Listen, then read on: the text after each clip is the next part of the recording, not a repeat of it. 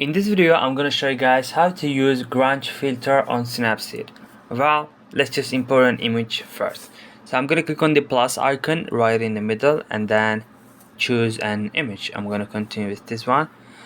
And now, in order to use the Grunge filter, you wanna go to the tools option located at the bottom of the screen. You wanna click on that, and from here we just scroll down until we find the Grunge option.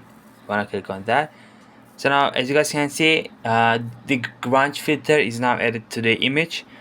But if you wanna adjust the Grunge filter, you wanna hold your finger on the screen and move it to the right or left, and choose somewhere where you to your liking. I think this looks better for this photo, so I'm gonna leave it as that. So you guys can also increase the brightness and contrast with the same style, moving your finger to the left or right, but I'm gonna leave everything as it is, since this is not the topic of this video. So this is how you use the Grunge filter on Snapseed, guys. Like and subscribe if you found this video helpful.